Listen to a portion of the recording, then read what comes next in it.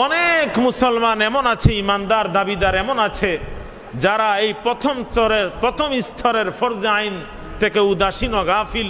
হেদায়তের পথ সম্পর্কে তার জানা নেই, দিন হক সম্পর্কে তার জানা নেই, দিনের বিধিবিধান সম্পর্কে তার জানা নেই, আল্লাহর ফরজ বিধান সম্পর্কে সে অজ্ঞ, এইরকমভাবে হারাম সম্পর্কে সে অজ্ঞ। আর অনেকে আছে এইগুলা জানা আছে, তবে 2 নম্বরের যে জিহাদ ফরজে আইন, হ্যাঁ, প্রত্যেক মুসলমান মুকাল্লাফের উপর, এটা হলো সেই অনুযায়ী আমল করা। তো আজ পৃথিবীর মুসলমানদের অবস্থা এমন, মুসলমান জানে হারাম বক্ষণ করা এটা হারাম, সুদ বক্ষণ করা হারাম, কিন্তু মুসলমান এটাকে মানতেছে না। মুসলমান জানে অপরের মাল জুলুম নির্যাতন আর আত্মসাৎ করে আয়ত্ত করে এটা বুক করা এটা হারাম, কিন্তু এটার উপর আমল নাই। মুসলমান জানে জিনা ব্যভিচারে লিপ্ত হওয়া হারাম, কিন্তু মুসলমানদের এটার উপর আমল নাই। মুসলমান জানে ঘুষ গ্রহণ করা হারাম, এটার উপর আমল নাই। মুসলমানরা এইরকমভাবে শরীয়তের শত শত হারাম সম্পর্কে অবগত আছে, কিন্তু এটার উপর আমল করতেছে না। তো প্যারে হাজিরিন, উম্মতে মুসলিমা যতক্ষণ হালালকে হালাল হিসাবে না জানবে, হালালকে গ্রহণ না করবে, হারামকে হারাম হিসাবে না জানবে, হারামকে বর্জন না করবে, ততক্ষণ পর্যন্ত তার ঈমান বাকি, আমল বাকি, ইসলাম বাকি। হ্যাঁ, আশা ভয় হয় এই রকমের গুনাহ আর বদআমলির কারণে মৃত্যুর সময় সে ঈমান হারা হতে পারে, বেঈমান হতে পারে।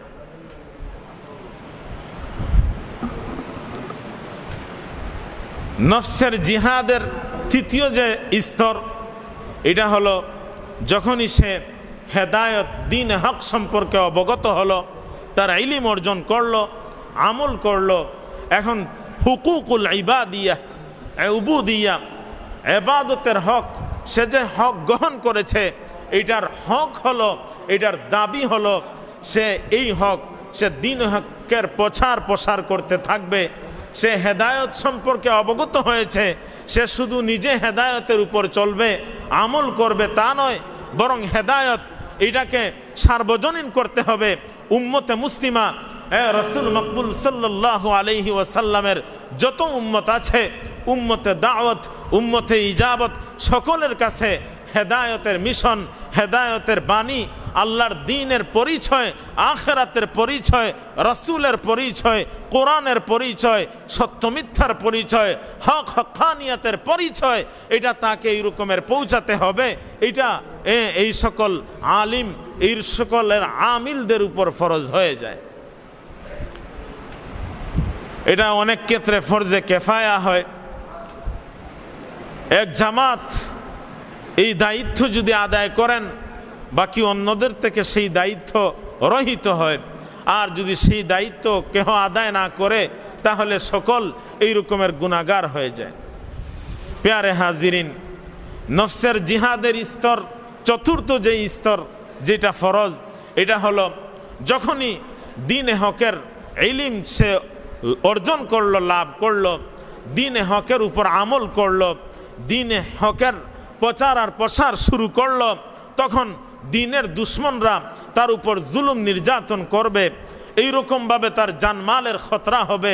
তার পুরা পৃথিবীর সমস্ত তাগুত একজোট হয়ে তার সেই মিশনকে, নবীওয়ালা কাজকে বন্ধ করে দেওয়ার জন্য তার উপর বিভিন্ন ধরনের জুলুম আর নির্যাতন শুরু হবে। সমাজ থেকে তার উপর জুলুম করা হবে, রাষ্ট্র তার উপর জুলুম করবে। হ্যাঁ, এইরকমভাবে ঘরে বাহিরে চতুর্দিকে তার উপর জুলুম আসতে থাকবে। তো সে সময় তার উপর, তার নফসের উপর যেই ফরজ, এটা হলো সে সবর আর তাহাম্মুল, ধৈর্য ধারণ করবে। যতই জুলুম আর নির্যাতন হোক, যদি তার সমস্ত সহায় সম্পদ এগুলো বিসর্জন দিতে হয়, স্ত্রী পুত্র সব শেষ হয়ে যায়, গড়বাড়ি ধ্বংস হয়ে যায়, পুরো পৃথিবী তার বিপক্ষে অবস্থান করে, তারপরেও সেই আল্লাহর বান্দা, সেই আল্লাহর বান্দি, সেই সকল মুজাহিদিনরা তারা দিন থেকে পিছপা হবে না, জিহাদের মিশন থেকে বিরত থাকবে না, বরং তারা সব কিছু ফেলে দিয়ে, সব কিছু ভুলে গিয়ে কেবল আল্লাহর দ্বীনে হককে, হেদায়তের পথকে আঁকড়ে ধরবে। আর এইটা হলো নফসের জিহাদের চতুর্থ স্তর। তো তো প্যারে হাজিরিন, এরপরে জিহাদের আরেকটা স্তর হলো শয়তানের সাথে জিহাদ। তাইলে শয়তানের সাথে জিহাদ এটারও দুইটা স্তর মুহাদ্দিসিনগণ বলেন। প্রথমত হলো শয়তান মানুষের অন্তরে বিভিন্ন ধরনের শুকুক তৈরি করে, মানুষের অন্তরের ভিতরে মানুষের সামনে বিভিন্ন ধরনের কুফরি আকিদা, বিভিন্ন ধরনের বান্ত আকিদাগুলো মানুষের সামনে প্রচার করে, মানুষের অন্তরে শয়তান এই প্রবঞ্চনাগুলো দেয়। তাইলে প্যারে হাজিরিন, এই সময় প্রত্যেক মুসলমানদের উপর ফরজ হলো ওই সকল ইমান আকিদা, ওই সকল দিয়ান খেয়াল যেইগুলো সুস্পষ্ট কুফরি, যেইগুলো মানলে পরে ইসলামের উপরে, সহি আকিদার উপরে, আহলে সুন্নাত ওয়াল জামাতের আকিদার উপরে অটল অবিচল থাকা যায় না, তার থেকে বাহিরে চলে যেতে হয়। তাহলে শয়তানের এই সকল শুকুক, এই সকল সন্দেহ, ওই সকল বাতিল আকিদা বিশ্বাস, এইগুলার বিপক্ষে প্রত্যেক মুকাল্লাফকে যুদ্ধ জিহাদ করতে হবে।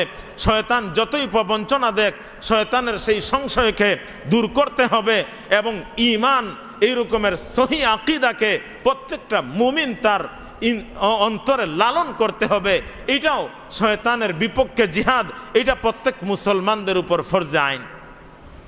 প্যারে হাজিরিন, শয়তানের বিপক্ষে জিহাদের দ্বিতীয় যে স্তর, এটা হলো শয়তান বিভিন্ন ইরাদায়ে ফাসেদা মুকাল্লাফ মুমিন ইমানদার বান্দাবান্দির মধ্যে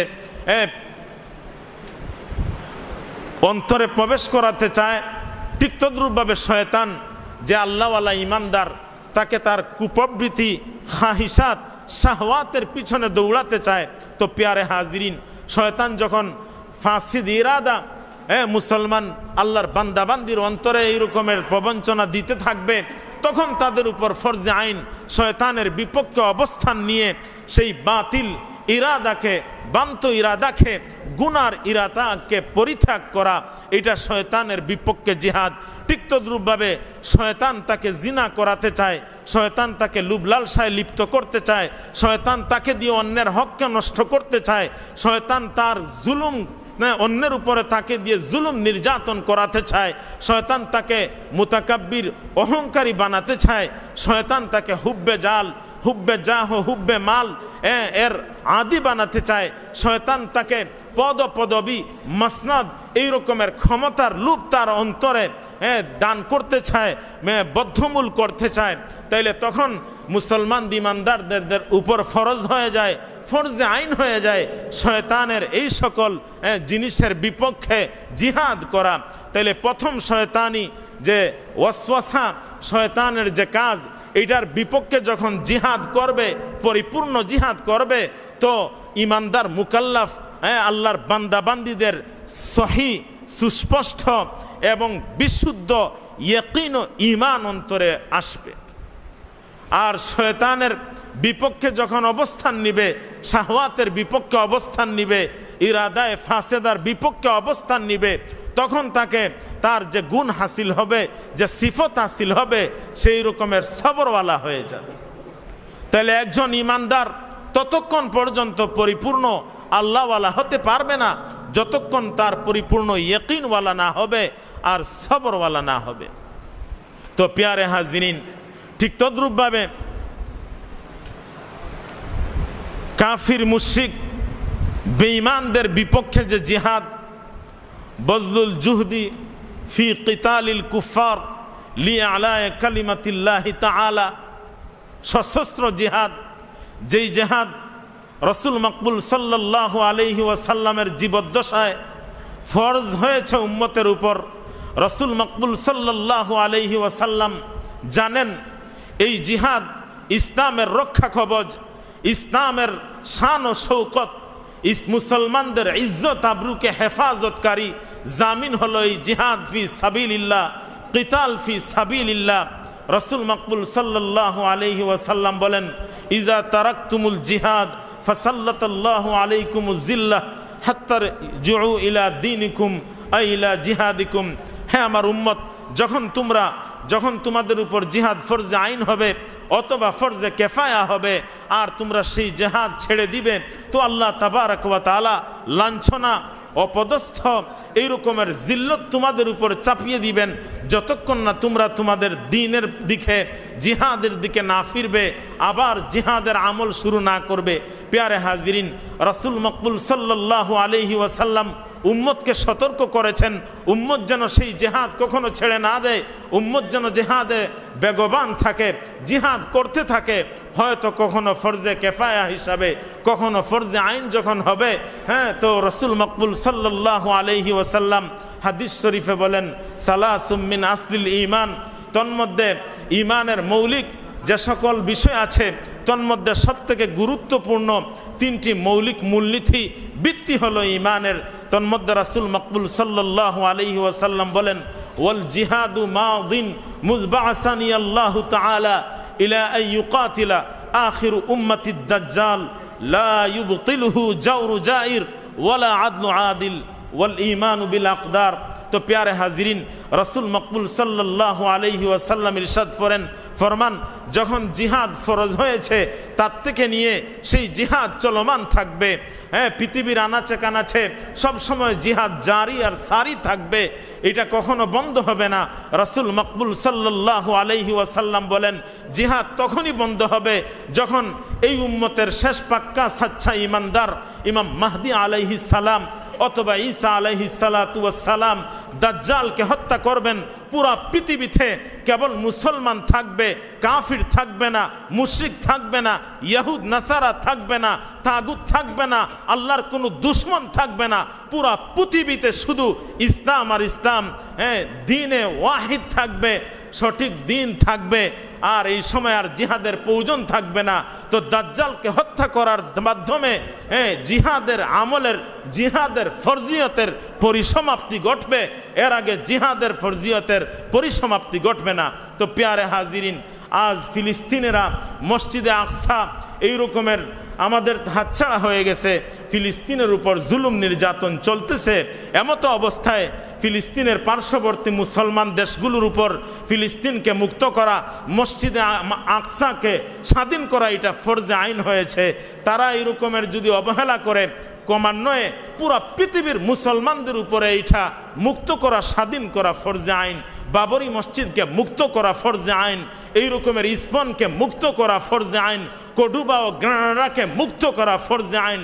পুরা পৃথিবীতে যেখানে যেখানে মুসলমানদের ভূখণ্ড ছিল সবগুলোকে মুক্ত করা মুসলমানদের জন্য ফরজে আইন। প্যারে হাজিরিন, আমরা যারা সাধারণ মুসলমান, আমরা অলিপুর হুজুর দামাত বারকাতুহুমুল আলিয়া মসজিদে চলে এসেছেন। কিছুক্ষণের ভিতরেই হুজুরের তাফসির শুরু হবে, এই জন্য আমরা বাহিরে ঘোরাফেরা না করে অতি দ্রুত মসজিদে চলে আসি। আজকে আমাদের তাফসিরের শেষ দিন, তো আমরা একে অপরকে এই রকমের দাওয়াত দিতে দিতে জিকিরে ফিকিরে চলে আসি। আল্লাহ আমাদেরকে আমল করার তৌফিক দান করুন। তো প্যারে হাজিরিন, আমরা যারা আমাদের সাদ আছে, সাধ্য নেই, আমাদের কি উপায় হবে? আমরা কান্নাকাটি করব, দোয়া করব, আমরা এই রকমের অপরাধী নিজেদেরকে মনে করব। এই জন্য অন্তরের ভিতরে একটা লজ্জা কাজ করবে। আমরা সবসময় আল্লাহর কাছে শর্মিন্দা হব, হে আল্লাহ আমাদের সাদ আছে কিন্তু সাধ্য নেই, সুযোগ নেই।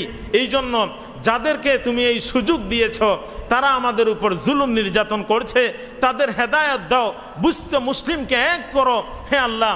আর আমাদেরকে এই যে গুনাহ করতেছি আমাদেরকে গুনাহ থেকে মুক্ত করো। তো প্যারে হাজিরিন, উম্মতে মুসলিমার করুণ অবস্থা, উম্মতে মুসলিমার বিরুথা, উম্মতে মুসলিমার কাপুরুষত্ব। এর কারণ কি? রাসূল মকবুল সাল্লাল্লাহু আলাইহি ওয়াসাল্লামকে আসহাবে রাসূল জিজ্ঞেস করেছিলেন, ওয়ামাল ওয়াহনু ওয়ামা সাবাবুল জুবনি ইয়া রাসূলুল্লাহ, হে আল্লাহর রাসূল উম্মতে মুসলিমা সংখ্যা এত বেশি হবে তারপরেও তারা কেন বুজদিল হবে, বিতু আর বিরু হয়ে যাবে? তার কারণ কি হবে? রাসূল মকবুল সাল্লাল্লাহু আলাইহি ওয়াসাল্লাম প্রতি উত্তরে বলেছিলেন, হুব্বুদ দুনিয়া ও কারাহিয়াতুল মউত। আমার উম্মত এখন দুনিয়াকে জলাঞ্জলি দেয়, দুনিয়া বিমুখ আছে, আখিরাতকে প্রাধান্য দেয়, ঈমানকে প্রাধান্য দেয়, দ্বীনকে প্রাধান্য দেয়, রাসূলের মহব্বত ভালোবাসাকে প্রাধান্য দেয়।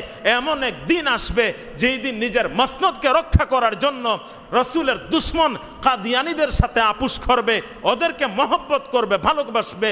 এইরকমভাবে রসুলের উম্মতকে যারা শহীদ করে দিবে, বাবরি মসজিদকে যারা এই রকমের ধ্বংস করবে, রসুলের উম্মতের বিপক্ষে যারা অবস্থান করবে, তাদেরকে ইজ্জত আর সম্মান করবে, দুনিয়ার মহব্বত আর ভালোবাসা এইরকমভাবে অন্তরের উম্মতের অন্তরে বদ্ধমূল হবে। তো প্যারে হাজিরিন, উম্মতের অলসতা, উম্মতের বিরুদ্ধা, উম্মতের কাপুরুষত্ব, এই বিষয়টা একটা গল্প বলে আমি এটার উপমা বোঝানোর চেষ্টা করতেছি।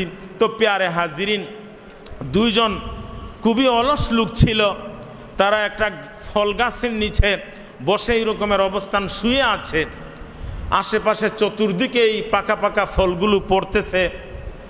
তো তারা এই রকমের অলস, যেহেতু কিছু করতে মন চায় না, ফিকির নাই, এই জন্য তারা নিজেরা এই ফলগুলো উঠিয়ে অনেক ক্ষুধা পেটে এই ক্ষুধা নিবারণ করবে অথবা ফলের স্বাদ উপভোগ করবে, এই রকমের তাদের অলসতার কারণে তারা পারতেছেন। তো তাদের পাশ দিয়া একজন পুলিশ যাইতেছে, হুন্ডা মোটর সাইকেল চালিয়ে। তো তারা উভয় আহ্বান ডাকলো, এই যে ভাই পুলিশ ভাই আসেন, আপনি জনগণের সেবক। তো আমরা এই জায়গায় দীর্ঘদিন থেকে পড়ে আসি, আশেপাশে কত ফল আছে, কিন্তু এই সমাজে একজনও ভালো লোক নেই যে আমাদেরকে একটু একরাম করে এই ফলটা আমাদেরকে দিবে আর আমরা খাবো। তো আপনি যেহেতু জনগণের সেবক, তাই একটু কাজ করেন, আমাদেরকে একটু ফল আমাদেরকে পরিবেশন করেন। তো পুলিশ বলল, জিন্দগিতে কত অলস দেখলাম, কত বীরু আর কাপুরুষ দেখলাম, এই রকমের নাদান তো দেখি নাই। তো পাশের যেই ব্যক্তি, সে বলতেছে, আরে ও কেমন অলস সেইটা বলে লাভ নাই, এর অলসের আপনি জানেন বা কি? শুনেন, এত মারাত্মক অলস আমার সাথী। গতকালকে আমি এই রকমের শুয়ে আছি, একটা কুকুর আইসা আমার মুখে পেশাব করতেছে, কিন্তু সে এত অলস, সেই কুকুরকে সরাইল না। তাইলে বুঝতে পারছেন? তো প্যারে হাজিরিন, উম্মতে মুসলিমা এত বুজদিল, এত কাপুরুষ হয়ে গেছে। উম্মতে মুসলিমার অস্ত্রের অভাব নেই, উম্মতে মুসলিমার সম্পদের অভাব নেই, উম্মতে মুসলিমার কোনো কিছুর অভাব নেই। আল্লাহ তাবারক ওয়া তাআলা দুনিয়ার সকল সম্পদ, সকল শক্তি উম্মতে মুসলিমাকে দান করেছেন। তারপরে উম্মতে মুসলিমা তাদের বুজলিদিরি আর অলসতার কারণে ইসলাম ও মুসলমানদের সাহায্যে এগিয়ে আসতে পারতেছে না। আমরা দোয়া করি, হে আল্লাহ, আমাদের বিশ্ব যারা পরিচালনা করে, শাসন করে, বিশ্বের সবকটা মুসলিম দেশের শাসক দিগকে তুমি এই রকমের তোমার দ্বীনের জন্য কবুল করো, তাদের দ্বারা জিহাদের ফরিজা আদায় করো। আর যদি না হয় আল্লাহ, এদেরকে সরিয়ে দাও, এদেরকে ধ্বংস করো। আর যাদের দ্বারা তোমার এই ফরিজা আদায় হবে, তাদেরকে শাসন দান করো। প্যারে হাজিরিন, এখনই আল্লামা অলিপুরি হুজুর দামত বারকাতুহুল আলিয়া মহাগ্রন্থ আল কোরআন থেকে গুরুত্বপূর্ণ তাফসির পেশ করবেন। আমরা সকলে উপস্থিত হই।